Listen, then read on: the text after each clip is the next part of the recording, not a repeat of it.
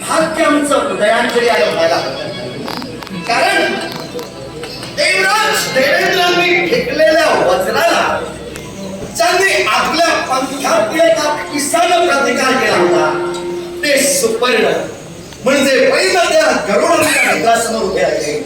आपल्या दैवी तत्वाला आपल्या पराक्रमांना सुरत आणि लीलावती यांचा पुत्र अजमेर प्रणाम करतोय. आशीर्वाद सदैव कल्याण होईल. तुमचा आशीर्वाद मिळाला पुन्हा उदय करण्यासाठी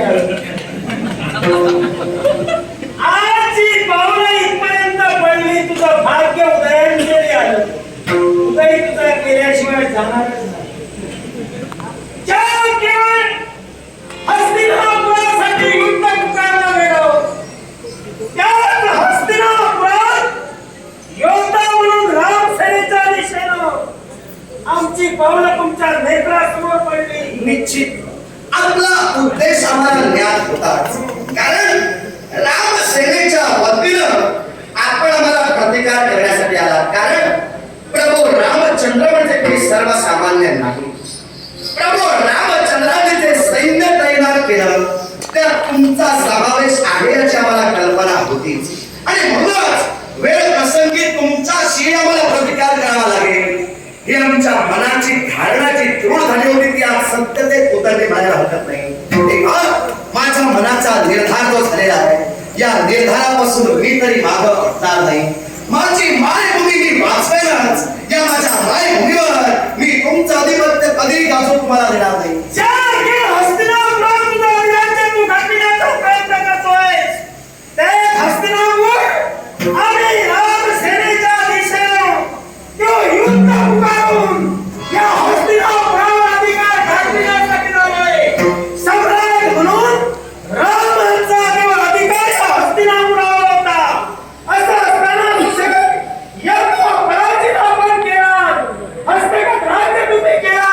इतर जीवनात मोठी चूक करण्याचं कार्य तुमच्या हस्तिनापुरातील विधानकडून घडलं. हे तुमचं मत झालं पण आमची विचारसरणी ज्या दिशेने आम्हाला घेऊन गेली त्यानुसार आम्ही आमच्या जीवनाची वाट आम्ही घड्याळात आखली. कारण सुषेण वानरांना हस्तिनापुराच्या राजप्रासादी राजा म्हणून प्रभू रामचंद्रांनी अधिष्ठित केलं. पण त्याआधी ही हस्तिनापुराची भूमी ही सोमवंशातील वंशजांची होती. ती त्यांनी आपली भूमी आपली मिळवली. त्यासाठी सुषेणांना प्रतिकार करावा लागला. त्यांना पराजय प्राप्त झाला. जय जाता झाला. त्यांना आपली भूमी आपण घेतली. काय भूमी तुम्ही तुमची म्हणता आहात. तुमची भूमी म्हणून तुम्ही हस्तगत केला. पण तुम्ही ज्या भूमीत केवळ अस्तित्व टिकविण्यासाठी जन्म धरत होता ती भूमी वाऱ्यावर का सोडला? वाऱ्यावर सोडण्याचा प्रश्न नाही. वाऱ्यावर सोडली हा गैरसमज आहे. कारण आम्ही स्वर्गाच्या दिशेने वाटचाल करत होतो. स्वर्गाच्या दिशेने वाटचाल करत होतो याला जबाबदार आमचं अष्टप्रधान मंडळ होतं. कारण सोमवंशातील पहिले 5 वंशज हे आपलं स्थान स्वर्गाच्या ठाई ठेवून होते. तेव्हा 6वा वंशज म्हणजे नल राजकर्ते. या नल राजकर्त्यांना अष्टप्रधान मंडळांनी सांगितलं या आधी कुठल्याही वंशजांनी केली नाही अशी कर्तव्य तुम्ही पार करून दाखवा. म्हणूनच स्वर्ग साम्राज्य हस्तगत करण्यासाठी नल राजकर्त्यांनी जीवनाची वाटचाल सुरू केली आणि त्यामागचे वंशज हे त्यांच्या सहाय्यासाठी जात होते. मग सहाय्यासाठी जात असताना अष्टप्रधान मंडळ हे राष्ट्राच्या सेवेसाठी ठेवलं होतं. वाऱ्यावर ठेवलं वगैरे असं नाही.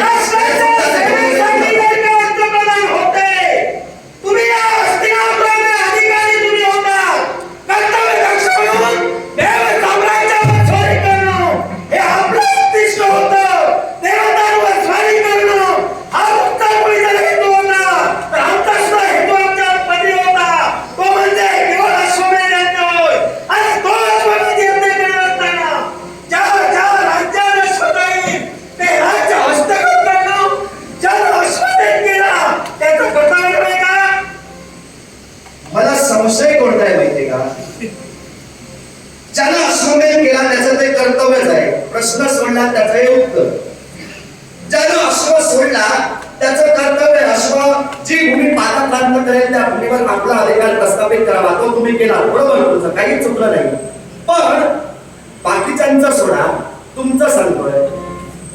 गरुड एखादा राजा जर आपलं राज्य सुखा समाधानानं चालवत असेल तर त्या सुखा समाधानानं चालवत असणाऱ्या राज्यात असाच हलकल्लोळ करण्याची तुम्हाला काय सवयच लागून मग गेली तुम्ही का? काय दिवे वेगळे लावणार की काय स्वर्गावर खाली? मी काय विचारतोय तुम्हाला? मला सांगा, आम्ही जर तुमच्या हेतूनुसार चुकीचं वागलो, दुसऱ्याच्या सुखी संसारात आम्ही वाटचाल केली, तर देवधर्माची बळी विस्कळीत करताना तुम्हाला काय वाटलं नाही? याला कारण आहे. ब्रह्मदेवांनी 36 दंडायुध आम्हाला दिलेली आहे आणि ब्रह्मदेवांची पूर्णपणे पाठराखण आम्हाला आहे. सोमवंशज, हे सोमवंशज आपल्या जीविताची वाटचाल ही सत्याच्या मार्गावर करतायत.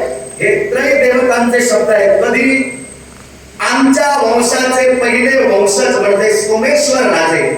या सोमेश्वर राजांचा विवाह सोहळा ज्यावेळी होता त्यावेळी या सोमवंशाला अभयदान दिलेलं आहे.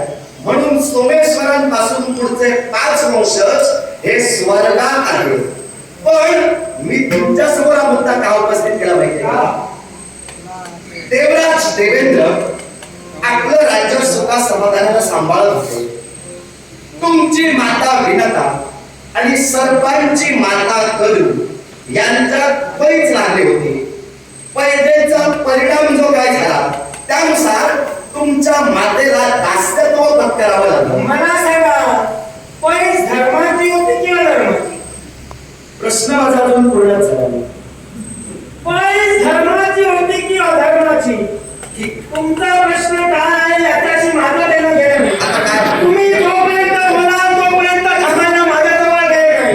तेव्हा मला सांगा, धर्माची होती की अधर्माची?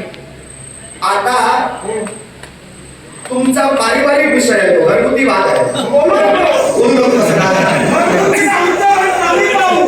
हस्तिनापुरावर तुमचं भांडण जर तुम्ही पाहणार होता तर दुसऱ्याच्या राज्यात जिथं हस्तक्षेप केला तिथं दुसऱ्याच्या राज्यात तुम्ही हस्तक्षेप करून दुसऱ्याच्या घरात सुद्धा दुसऱ्याच्या वैयक्तिक विषयात तुम्ही हस्तक्षेप पण तुम्ही केला. देवांवर स्वारी केला ते हे तुमच्यापर्यंत आलं होते का? ब्रह्मदेव आमच्या पृष्ठभागी आहे.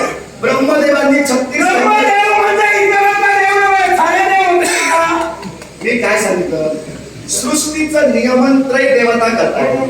ब्रह्मा, विष्णू आणि महेश या त्रैदेवतांचे शब्द आहेत. या सोमवंशातील वंशज हे सत्याच्या मार्गावर चालतील. जर सत्याच्या मार्गावरून भरकटले तर त्रैदेवता आमचा मार्ग रोखणार आहे. आमचा मार्ग आतापर्यंत तरी कुठल्या देवतेने रोखलेला नाही, म्हणजे आमची वाट सत्याची आहे. तुम्ही काय सांगितलं? पैज होती ती धर्माची आहे का? मी काय सांगितलं?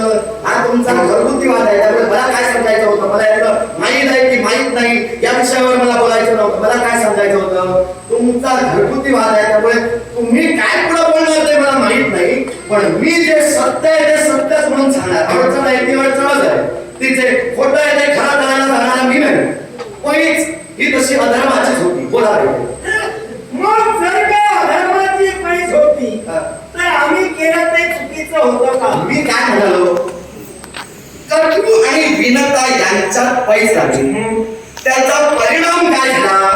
तर तुमच्या मातेला दास्यत्व स्वीकारावं लागलं आणि त्यानुसार दास्यत्व स्वीकारल्या कारणानं ज्यावेळी तुमचा जन्म झाला त्यावेळी त्या कर्तृ मातेने तुम्हाला सांगितलं की तुझ्या मातेला म्हणजे विनितेला जर दास्यत्वातून मुक्त करायचं असेल तर अमृत कुंभ स्वर्गातून तू घेऊन ये.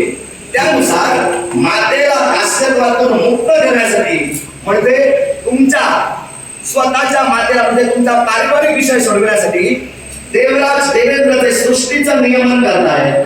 सृष्टीचे भूगर्भ ज्यांना म्हटलं गेलं त्या देवराज देवेंद्रांच्या स्वर्गात तुम्ही गेला. ज्योतिष स्वर्गात जो अमृत कलश होता त्याच्या प्राप्तीसाठी स्वर्गाची ताणाताण होता. आता काय आहे? तुमच्या मातेला दास्यत्वातून सोडण्यासाठी देवराज देवेंद्र ते आपलं साम्राज्य सुद्धा समाधानाला सांभाळत होते. त्यांची तिथे वाताहात लावला. आम्ही सांभाळत होतो तिथं येऊन वाताहात लावला. मला काय म्हणायचं आहे? एखादा राजा जर सुखा समाधानानं राज्य सांभाळत असेल ही आता तुम्हाला सवय लागून गेली का? तसं सांगू पण प्रत्येक मुलाचा हात ते कर्तव्य आहे. तुम्ही तुमच्या वंश परंपरेनुसार तुम्ही देवदत्वावर स्वारी करता.